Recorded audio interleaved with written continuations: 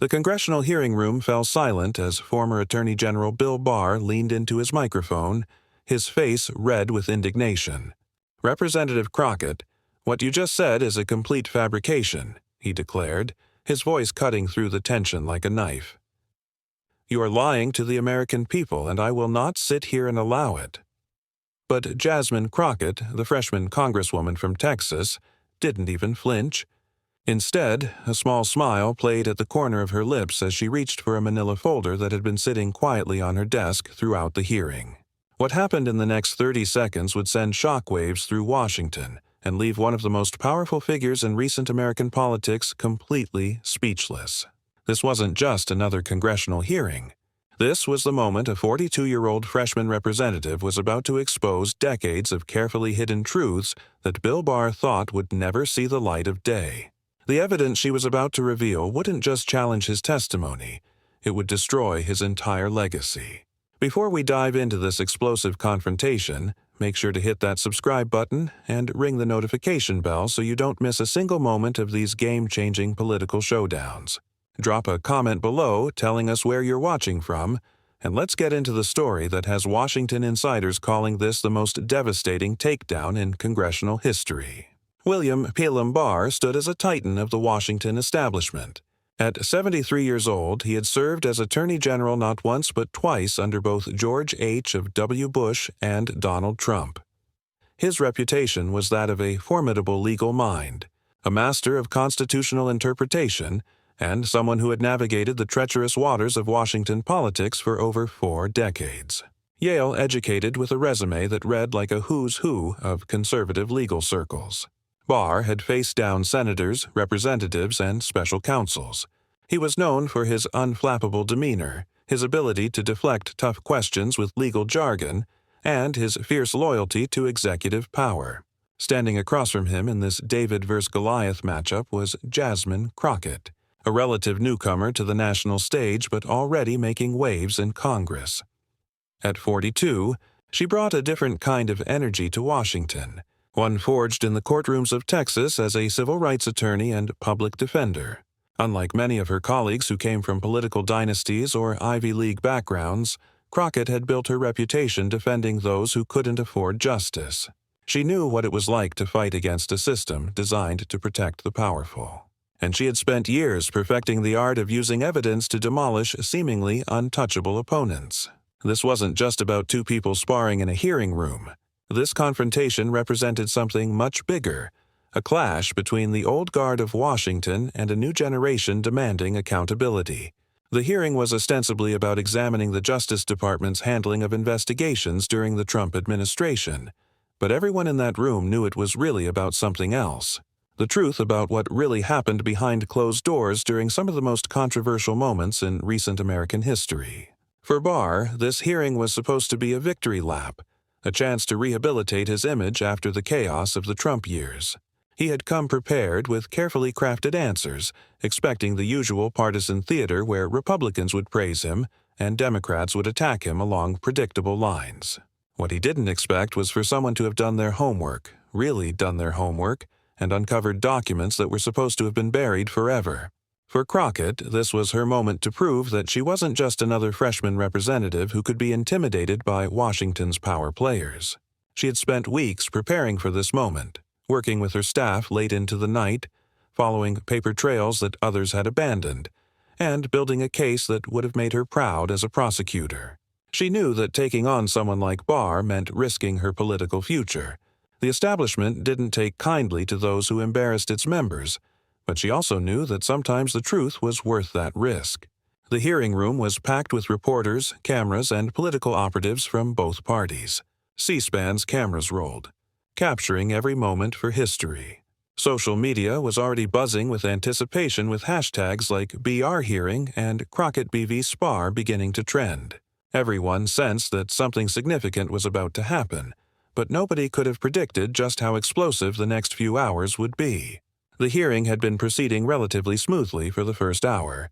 Barr had deflected questions from several committee members with his trademark combination of legal expertise and selective memory. I don't recall that specific conversation had become his refrain delivered with just enough gravitas to sound believable while avoiding any real accountability. Then it was Crockett's turn to question. She adjusted her microphone, took a sip of water, and looked directly at Barr with an intensity that made several people in the gallery lean forward. "Mr. Barr," she began, her voice clear and steady, "in your previous testimony to this committee, you stated that you had no knowledge of any pressure being applied to prosecutors in the Roger Stone case. Is that still your position?" Barr shifted slightly in his seat, his expression unchanged. "Representative, as I've stated multiple times, the decisions made in that case were based purely on prosecutorial discretion and the pursuit of justice." "That's interesting," Crockett replied, pulling out a document from her folder. "Because I have here an email dated February 11, 2020, from the lead prosecutor in the Stone case. Would you like me to read what it says?" The color began to drain from Barr's face, but he maintained his composure. "I'm not aware of what email you're referring to, Representative. There are many communications during that time." Crockett continued, her voice gaining strength. "This email, Mr. Barr states, and I quote, 'The AG's office has made it clear that the sentencing recommendation needs to be reduced.' This is coming directly from the top. Does that refresh your memory?" Barr leaned forward, his jaw tightening. "Representative, you're taking things out of context. The Justice Department regularly reviews sentencing recommendations." "Out of context," Crockett interrupted, something flashing in her eyes. "Mr. Barr, 4 career prosecutors withdrew from that case. 4. These weren't political appointees. These were career professionals who had served under multiple administrations. Are you telling this committee that their withdrawals were just a coincidence?" The room had gone completely quiet except for the sound of cameras clicking. Every eye was on Barr, waiting for his response. He took a breath, his legal mind clearly working to find an escape route. "Representative Crockett, I understand you're new to Congress, but these types of inflammatory accusations without proper foundation inflammatory." Crockett's voice rose slightly. "Mr. Barr, I'm not making accusations. I'm reading from documents. Documents that your former colleagues provided to this committee. If I could, with a degree of irony, Howitt said, 'Are you calling them liars?'" This was when Barr made his fatal mistake. Perhaps it was frustration. Perhaps it was arrogance. Or perhaps it was simply that he had been in power so long that he had forgotten what it was like to be genuinely challenged. Whatever the reason, he leaned into his microphone and spoke the words that would seal his fate. "Representative Crockett, what you're doing here is exactly what I'd expect from someone with your limited experience in these matters. You're lying. You're fabricating evidence to score political points. And frankly, it's beneath the dignity of this institution." The gasps from the gallery were audible. Several Democratic members of the committee looked shocked while Republicans shifted uncomfortably in their seats. The chairman raised his gavel, but before he could speak, Crockett held up her hand. "Mr. Barr," she said, her voice now deadly calm, "did you just accuse me of lying? Did you just suggest that I would fabricate evidence?" Barr, perhaps realizing he had gone too far but unable to back down, doubled down. "I'm stating that what you're presenting is a misrepresentation of facts. And yes, I believe you know it's a misrepresentation. If that makes you a liar, then so be it." The room erupted. The chairman banged his gavel repeatedly, calling for order. But through it all, Crockett sat perfectly still, that small smile returning to her face. She reached for another folder, this one thicker than the first. And when she opened it, several committee members could see it was filled with what appeared to be official Justice Department documents, complete with stamps and signatures. Mr. Ernbach M., Hood Senator with the athlete I. "Airman," Crockett said, raising her voice just enough to be heard over the chaos. "I'd like to request a brief recess. It seems Mr. Barr needs a moment to reconsider his accusation, especially once he sees what I'm about to present to this committee." The chairman, a veteran Democrat who had seen his share of political theater, recognized the moment for what it was. "The committee will take a 15-minute recess," he announced, banging his gavel once more. As people began to stand and stretch, the real action was happening at the witness table. Barr's attorney had rushed over, whispering urgently in his ear. Several Republican committee members had also gathered around their faces, showing concern. On the other side of the room, Crockett was surrounded by her Democratic colleagues. But she wasn't celebrating. Instead, she was methodically organizing her documents, preparing for what everyone now knew would be a devastating second act. The media section was in overdrive. Brazoria was known as a Heil magician, which reporters were frantically typing on their phones, sending out alerts and updates. Breaking. Brock accuses Rep. Crockett of lying in heated exchange flashed across news websites. Social media exploded with reactions with Barr meltdown, and Crockett has receipts beginning to trend.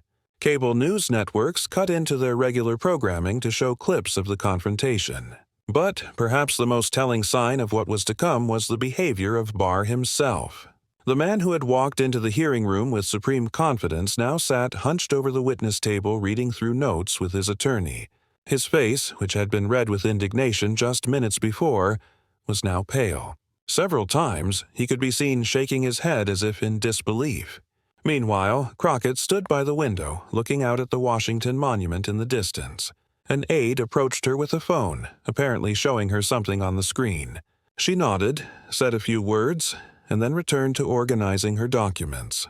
There was no celebration, no gloating, just the focused preparation of someone who knew they were about to change history. As the recess continued, whispers began to circulate through the hearing room. Reporters who had been covering Washington for decades were comparing notes, trying to figure out what Crockett might have. The general consensus was that she had something significant. But what? I heard she got documents from a whistleblower. One reporter whispered to another, "No. My source says it's emails that were supposed to have been deleted." Another replied, "Whatever it is, look at Barr. I've never seen him like this." A third added, "Indeed, Barr's transformation was remarkable. The man who had sparred with Robert Mueller, who had weathered intense criticism over his handling of the Mueller report, who had stood firm against accusations of politicizing the Justice Department, now looked genuinely worried. Several times he could be seen pulling out his phone, apparently trying to reach someone, but each time he would put it away without making a call." The Republican committee members were also showing signs of concern. Several could be seen having hushed conversations with lots of concerned glances toward both Barr and Crockett. One senior Republican was overheard saying, "We need to know what she has before this continues." But Crockett wasn't sharing her cards with anyone. She sat at her desk, calm and composed, occasionally making notes on a legal pad. As when other Democrats tried to approach her, she would politely but firmly indicate that she needed to focus. This was her moment, and she wasn't going to let anything distract her from what was about to come. When Chairman Johnson gave the hearing back to order, the atmosphere in the room had fundamentally changed. What had started as a routine oversight hearing had transformed into must-see political theater. Every major news network was now carrying the hearing live with breaking news banners scrolling across the bottom of screens nationwide. "Mr. Eyre," Crockett began, her voice carrying a different quality now, not aggressive, but confident like a prosecutor who knows they have already won the case. "Before the break, you accused me of lying and fabricating evidence. I want to give you one opportunity to retract that statement." Barr had clearly been coached during the break. His response was more measured, though his jaw remained tight. "Representative, I stand by my assertion that your characterization of events is inaccurate and misleading." Crockett nodded slowly. "Very well, Mr. Chairman. I would like to enter into the record a series of documents that I believe will clarify exactly who is being inaccurate and misleading in this hearing." She lifted the thick folder, and the sound of cameras clicking filled the room like rainfall. "Let's start with this," Crockett said, pulling out a document and placing it on the desk in front of her. "This is a memo dated January 30th, 2020 from your personal files, Mr. Barr. A memo that, according to Justice Department procedures, should have been preserved, but somehow never made it into the official record. Would you like me to read it to the committee?" Barr's attorney immediately objected. "Mr. Chairman, we haven't had the opportunity to review these alleged documents." "Oh, Litch," Crockett interjected. "Mr. Chairman, these documents were obtained through proper FOIA requests and whistleblower disclosures. They are authenticated with Mr. Barr's own signature." Unless Mr. Barr is now claiming he didn't sign his own memos. The chairman looked at Barr. Mr. Barr, are you disputing the authenticity of your signature? Barr was trapped and everyone in the room knew it. If he disputed the signature, he would be opening himself up to potential forensic examination that could prove him wrong. If he didn't dispute it, he was confirming the document was real.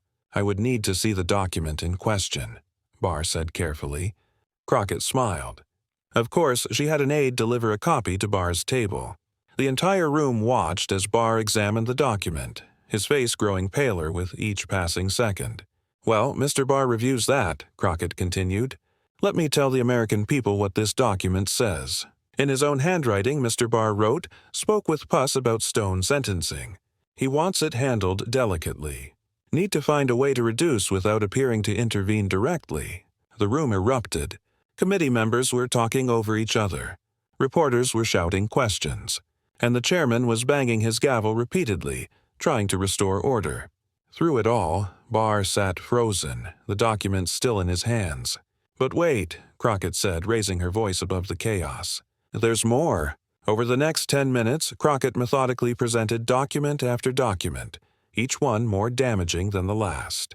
A text message exchange between Barr and a senior White House official discussing how to manage the narrative around the Mueller report before it was released. An email where Barr explicitly instructed subordinates to find ways to support the president's positions on various investigations. A digital recording, yes, a recording of a phone call where Barr could be heard saying, "I don't care what the career prosecutors think. This is what needs to happen." With each revelation, Barr seemed to shrink further into his chair. His attorney had stopped objecting, apparently realizing that every objection only drew more attention to the devastating evidence being presented. "Mr. Barr," Crockett said, her voice now sharp as a blade, "you sat there and called me a liar. You accuse me of fabricating evidence. But every single document I've presented today has your signature, your voice, or your explicit authorization. So I ask you again, who exactly is lying to the American people?" Barr finally found his voice, though it lacked the authority it had carried just an hour earlier. "Representative, these documents are being taken completely out of context. The President has the constitutional authority to what, Mr. Barr?" Crockett interrupted.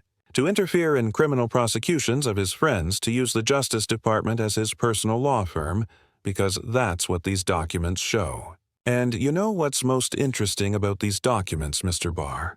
She paused, letting the tension build. "They were all created after you testified to Congress that no such interference ever occurred, which means you didn't just lie to Congress once. You lied repeatedly under oath while serving as the nation's top law enforcement officer." But Crockett wasn't done. She had saved the most devastating evidence for last. "Mr. Chairman, I have one final document to present. This one is particularly interesting because it's not from Mr. Barr's time as Attorney General under President Trump. This one goes back to his first tenure as Attorney General under President Bush." Barr's head snapped up, genuine surprise flickering across his face for the first time. "You see," Crockett continued, "Mr. Barr has a pattern. This document from 1992 shows him engaging in exactly the same behavior. Political interference in prosecutions, misleading Congress, and then covering it up. The only difference is that back then, we didn't have emails and text messages to prove it. We just had good old-fashioned memos like this one where Barr wrote, 'Congress doesn't need to know everything we do. Executive privilege covers a multitude of sins.'" She looked directly at Barr. "A multitude of sins, Mr. Barr. Your words, not mine." What happened next was something that veteran Washington observers would talk about for years. William Barr, the man who had weathered every political storm, who had faced down special counsels and hostile senators, who had built a reputation as an unflappable defender of executive power, simply got at his eyes, and when he looked up again, something had changed. The defiance was gone, replaced by what looked remarkably like defeat. "Representative Crockett," he began, his voice barely above a whisper, causing everyone to lean in to hear. "I do. I would like to consult with my counsel." "Of course, Mr. R.," Crockett replied, her voice now surprisingly gentle. "But before you do, I want you and everyone in this room to understand something. This isn't about partisan politics. This isn't about scoring points. This is about the integrity of our justice system. When the Attorney General of the United States lies to Congress, when he corrupts prosecutorial independence for political purposes, he doesn't just betray his oath. He betrays every American who believes in the rule of law. She began gathering her documents, stacking them neatly as she continued. You called me a liar, Mr. Barr, but these documents, your documents, tell the real story. And that story is one of an Attorney General who forgot that his loyalty was supposed to be to the Constitution, not to any president. As Barr huddled with his attorney, the hearing room buzzed with an energy that was part shock, part excitement, and part disbelief. Committee members from both parties were struggling to process what they had just witnessed. Several Republicans who had been prepared to defend Barr were now notably silent while Democrats were trying not to appear too triumphant. The chairman, recognizing the historic nature of what had just occurred, made a decision. Given the serious nature of the evidence presented, this committee will need time to review these documents thoroughly. Mr. Barr, you remain under oath, and we will be calling you back for further testimony. This hearing is recessed until further notice. As the gavel came down, the room exploded into motion. Reporters rushed toward both Barr and Crockett, shouting questions. Barr's security detail quickly surrounded him, escorting him out through a side door, his attorney following close behind. The image of Barr fleeing the hearing room, because that's what it looked like, a flight, would become one of the defining images of the entire affair. Crockett, in contrast, remained at her seat for a moment, allowing herself a brief moment of satisfaction. When she finally stood to leave, she was immediately surrounded by colleagues and reporters, but she simply smiled and said, "The documents speak for themselves. The American people deserve the truth, and today they got it." Within seconds of the hearing's dramatic conclusion, social media went into overdrive. Crockett destroys Barr shot to the #1 trending topic worldwide. The clip of Barr calling Crockett a liar, followed by her systematic demolition of his credibility, was shared millions of times within the first hour. Better users were particularly creative with their responses. Jasmine Crockett just gave a masterclass in Keep That Same Energy, one user wrote, garnering hundreds of thousands of likes. Barr really thought he could intimidate a black woman who was a public defender. Sir, she's dealt with tougher opponents than you before her morning coffee. Another viral tweet read, "The memes came fast and furious." Someone created a video putting Crockett's takedown to dramatic music from a superhero movie. Another edited together every time Barr's expression changed as new evidence was presented, set to the sound of the Curb Your Enthusiasm theme. But beyond the humor and celebration from Crockett's supporters, there was also serious discussion about the implications of what had been revealed. Legal experts were appearing on every news channel discussing the potential criminal implications of Barr's exposed lies to Congress. The phrase perjury charges was being thrown around with increasing frequency. Within hours of the hearing's conclusion, the political landscape in Washington had shifted dramatically. The first sign of how serious the situation had become came when 3 Republican senators who had previously defended Barr released statements distancing themselves from him. Senator Johnson from Wisconsin, a longtime Barr ally, released a carefully worded statement. The evidence presented today raises serious questions that demand answers. No one is above the law, regardless of their position or party affiliation. If an even more telling was the silence from others who would normally rush to Barr's defense. The president's press secretary, when asked about the hearing, simply said, "We're reviewing the testimony and have no comment at this time." For an administration that typically fought back against every accusation, this silence was deafening. Meanwhile, Democratic leadership was trying to contain their excitement while pushing for immediate action. Speaker of the House Martinez held an emergency press conference announcing that the House would be opening a formal investigation into Barr's testimony with potential referrals to the Justice Department for perjury charges. What we witnessed today was not just the exposure of lies, Martinez said, but a pattern of corruption at the highest levels of our justice system.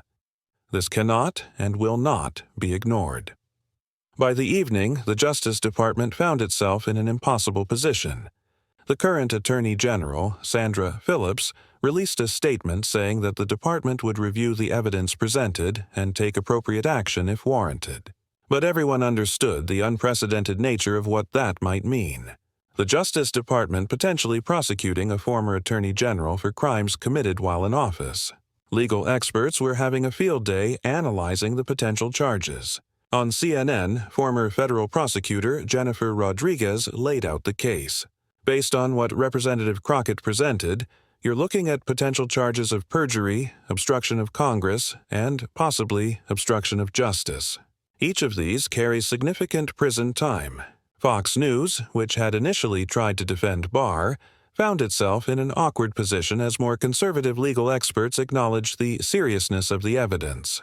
"Look, I've defended Bill Barr many times," said conservative commentator Mark Stevens. "But if these documents are authentic, and he didn't deny they were, then we have a serious problem." While Barr was huddled with his legal team, Jasmine Crockett was having the day of her political life. Her office was flooded with calls from constituents, fellow members of Congress, and media requests from around the world. The freshman representative, who some had dismissed as too inexperienced to take on Washington's power players, had just taken down one of the most formidable figures in modern American politics. That evening, she appeared on Rachel Maddow's show for an exclusive interview.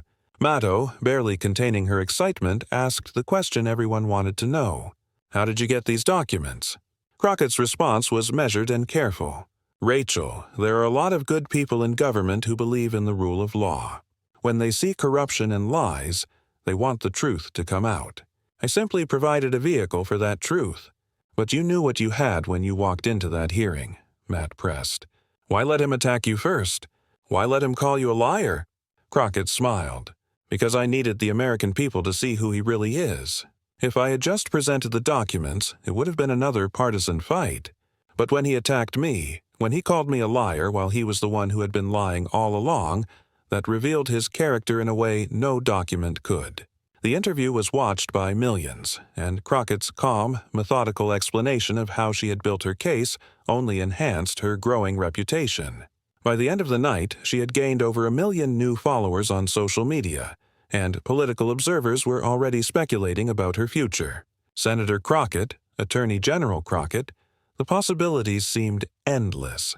Behind closed doors, Republican leadership was in crisis mode. Barr had been one of their most respected figures, someone they had held up as a paragon of conservative legal thinking. Now they had to figure out how to distance themselves from him without admitting they had been wrong to defend him for so long. The most dramatic moment came when Senator Mitchell, the Republican leader in the Senate, was caught on a hot mic saying to a colleague, "We should have seen this coming. The signs were there, but we ignored them because he was on our team." And this accidental admission sent shockwaves through conservative media. Talk radio hosts who had spent years defending Barr were suddenly trying to explain why they hadn't questioned his obvious lies. "We trusted him," one prominent host said on air. "He betrayed that trust." But others in the conservative movement saw an opportunity. A group of younger Republicans released a statement calling for a new generation of conservative leadership that puts principles over personalities. They specifically praised Crockett for her commitment to transparency and accountability, values that should transcend party lines. 3 days after the hearing, another bombshell dropped. 2 whistleblowers from within the Justice Department came forward publicly, revealing they had been the sources of many of Crockett's documents. Both were career prosecutors who had served under multiple administrations, and their decision to go public added even more credibility to the evidence. In a joint interview with 60 Minutes, they explained their decision. "We took an oath to uphold the Constitution," one said, her voice shaking with emotion. "When we saw that oath being violated by the very person who was supposed to be protecting it, we had to act." The second whistleblower, a veteran prosecutor with 30 years of experience, was even more direct. Bill Barr corrupted the Department of Justice. He turned it into a political weapon. Representative Crockett gave us the opportunity to expose that corruption, and we took it. Their revelation sparked a new round of discussions about whistleblower protections and the importance of government accountability. It also led to more current Justice Department employees coming forward with their own stories of political interference during Barr's tenure. 5 days after the hearing, Barr finally emerged from his silence with an op-ed in the Wall Street Journal attempting to defend himself. The piece titled "The Truth About My Service" was a lengthy attempt to contextualize the documents Crockett had presented. But the op-ed fell flat. Fact-checkers immediately found multiple false statements within it, and even conservative publications that might have been sympathetic were critical. The National Review wrote, "Barr's defense reads like the desperate justifications of a man who knows he's been caught. It's time for him to stop digging." More damaging was the response from his former colleagues. Several former Justice Department officials who had worked under Barr released their own statements contradicting his version of events. One particularly devastating response came from his former Deputy Attorney General, who wrote, "I can no longer remain silent." The documents Representative Crockett presented are accurate, and they represent only a fraction of the troubling behavior I witnessed. Beyond the immediate political and legal implications, the confrontation between Crockett and Barr had a significant cultural impact. It became a symbol of generational change, of new voices challenging old power structures, and of the importance of preparation and evidence in fighting corruption. Universities started using the hearing as a case study in their political science and law classes. The Crockett method became shorthand for thoroughly preparing for confrontations with powerful opponents. Young women, particularly young women of color, saw in Crockett an example of how to stand up to intimidation and false accusations. The phrase, "but she drops evidence that ends him," became a rallying cry on social media, used whenever someone was fact-checking false claims or exposing hypocrisy. Thierts, with Crockett's picture and the words, "I brought receipts," became bestsellers. As the weeks passed, the political implications of the hearing continued to ripple outward. The Justice Department announced a comprehensive review of all prosecutorial decisions made during Barr's tenure, potentially affecting dozens of cases. Several convictions that had been influenced by political pressure were being re-examined here. I'd expect CNN to win a Grammy, but some dealings with BSTs and agency FPS. More significantly, there was a bipartisan push for new legislation to protect the independence of the Justice Department. The Prosecutorial Independence Act, co-sponsored by Democrats and reform-minded Republicans, would make it a felony for any political appointee to interfere in specific prosecutorial decisions. Crockett herself became a leading voice in this reform movement. Her follow-up hearings on Justice Department independence drew massive audiences, and her ability to work with Republicans who genuinely wanted reform showed a political sophistication that belied her freshman status. While Crockett's star was rising, Barr's world was collapsing. His speaking engagements were canceled, his book deal was withdrawn, and several corporate boards asked him to resign.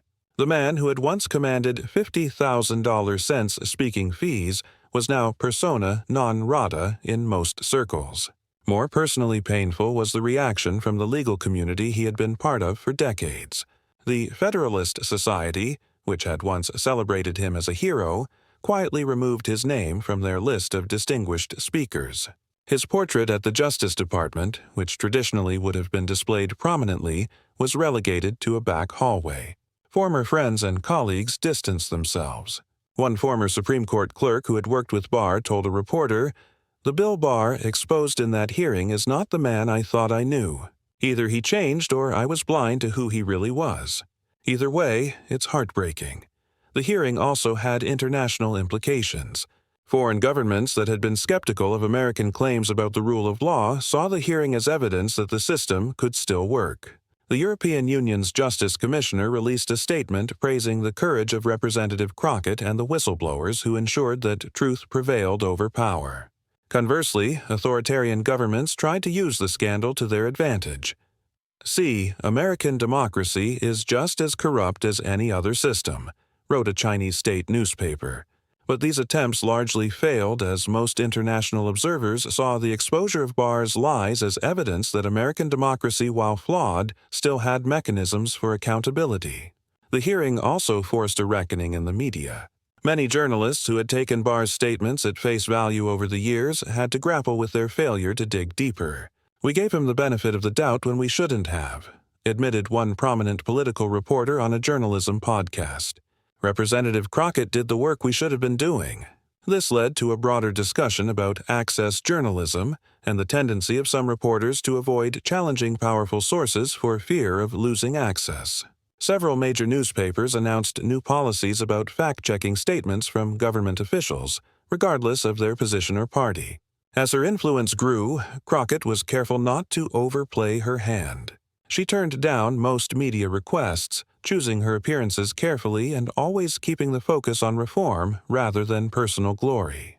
When asked about her political ambitions, she consistently responded, "I'm focused on doing the job the people of Texas sent me here to do." But behind the scenes, she was building a powerful coalition for reform. She worked with Senator Warren on financial transparency legislation, with Representative Ocasio-Cortez on environmental justice issues, and even found common ground with some Republicans on government accountability measures.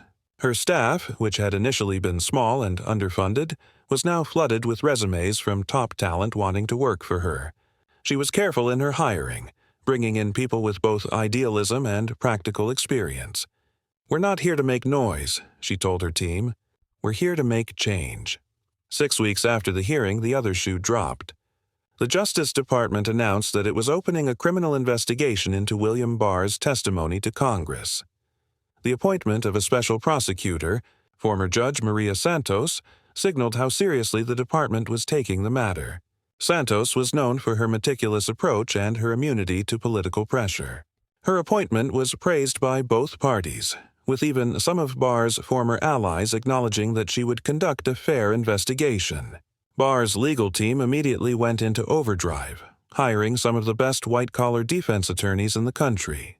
The man who had once overseen prosecutions was now preparing his own defense. The irony was lost on no one. The Barr-Crockett confrontation became a catalyst for a broader reform movement within government. Other congressional committees began taking a harder look at testimony from former officials. Armed with the knowledge that documents and evidence could surface even years later, whistleblower protections were strengthened, and new secure channels were created for government employees to report wrongdoing. The Crockett Protocols, as they became known informally, established new standards for document preservation and transparency. Young people, inspired by Crockett's example, began flooding into public service. Law school applications surged, with many applicants specifically citing the hearing as their inspiration. "She showed us that one person with courage and preparation can take on the entire system," wrote one applicant in their personal statement. A year after the hearing, its impact was still being felt.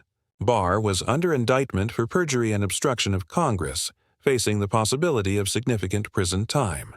His trial was scheduled to begin in 3 months, and legal experts predicted he would likely be convicted based on the evidence Crockett had presented. Crockett herself had become one of the most powerful members of Congress despite still being in her first term. She chaired a new subcommittee on government accountability and had passed 3 major pieces of reform legislation. There was constant speculation about her running for Senate or even president, though she continued to deflect such questions.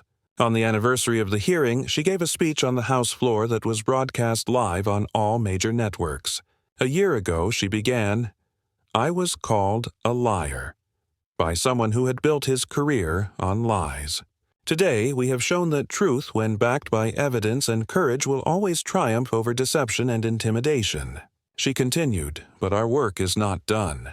There are still those who believe they are above the law, who think their power protects them from accountability. To them, I say we are watching, we are documenting, and we will hold you accountable. The American people deserved nothing less." The confrontation between Jasmine Crockett and William Barr would go down in history as one of the most dramatic and consequential congressional hearings of the 21st century. It changed how Congress conducted oversight, how the Justice Department operated, and how the American people viewed the possibility of holding powerful officials accountable. For Crockett, it was the beginning of what many predicted would be a historic political career. She had shown that preparation, courage, and an unwavering commitment to truth could overcome even the most entrenched power structures. Her example inspired a generation of young people to enter public service, believing they too could make a difference. For Barr, it was a complete fall from grace. The man who had once been considered one of the most powerful attorneys general in American history was now facing the possibility of dying in prison. His legacy, instead of being one of strong executive power and conservative legal theory, would forever be associated with corruption, lies, and the day a freshman congresswoman exposed him to the world. Even years later, the impact of that hearing continued to reverberate. The reforms it sparked had fundamentally changed how government operated. The culture of impunity that had allowed officials to lie to Congress without consequence was broken. The Crockett Standard became the benchmark for congressional oversight, requiring thorough preparation and documentary evidence. Law schools taught entire courses on the hearing, analyzing both the legal strategies and the political implications. The footage of Barr calling Crockett a liar, followed by her methodical destruction of his credibility, became one of the most studied moments in modern political history. Political scientists wrote papers on how the hearing had shifted power dynamics in Washington. The old boys network that had protected people like Barr for decades had been exposed and weakened. New voices, particularly women and people of color who had been marginalized in the past, were now at the center of power. Beyond all the political and legal implications, the hearing had shown something fundamental about human nature and the American system. It had shown that courage, when combined with preparation and evidence, could defeat arrogance and corruption. It had proven that no one, no matter how powerful, was above the law when citizens were willing to fight for accountability. Jasmine Crockett had walked into that hearing room as a freshman representative who many had underestimated.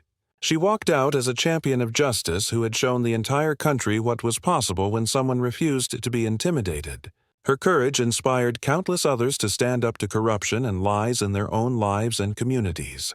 William Barr had walked into that hearing room believing his power and reputation would protect him from any real accountability.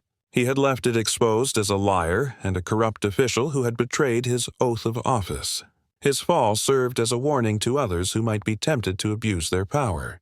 The truth has a way of coming out, and when it does, no amount of power or prestige can protect you from the consequences. The story of Bill Barr accusing Jasmine Crockett of lying only to be destroyed by the evidence she presented became more than just a political scandal. It became a morality tale for the modern age, a reminder that truth and justice, while sometimes delayed, cannot be permanently denied. For young people watching, it was proof that they could make a difference, that they didn't have to accept corruption and lies from those in power. For those in positions of authority, it was a warning that their actions would have consequences, that someone somewhere was keeping receipts for the American democratic system. It was a moment of redemption, proof that the mechanisms of accountability, while sometimes slow and imperfect, still functioned when citizens had the courage to use them. The hearing had lasted only a few hours, but its impact would last for generations. It had shown that in the battle between truth and lies, between courage and intimidation, between evidence and empty accusations, truth, backed by courage and evidence, would always prevail. As we reflect on this historic confrontation, remember that democracy requires constant vigilance and courage from all of us. It requires people willing to stand up to power, to demand accountability, and to never accept lies, no matter who tells them or how powerful they might be. The lesson of Jasmine Crockett versus Bill Barr is simple but profound. Prepare thoroughly, stand courageously, and never let anyone's position or power intimidate you from speaking truth. Because in the end, as Crockett proved that day, truth backed by evidence is the most powerful weapon of all. Don't forget to like this video and subscribe to our channel for more explosive political coverage and in-depth analysis of the moments that shape our democracy. Hit that notification bell so you never miss a story. And comment below with your thoughts on this historic confrontation. Who do you think should be held accountable next? What other truths need to be exposed? Your voice matters, and together we can ensure that those in power are held to the same standards as everyone else. Remember, they may have the power, but we have the truth. And as Jasmine Crockett showed us all, sometimes that's all you need to change.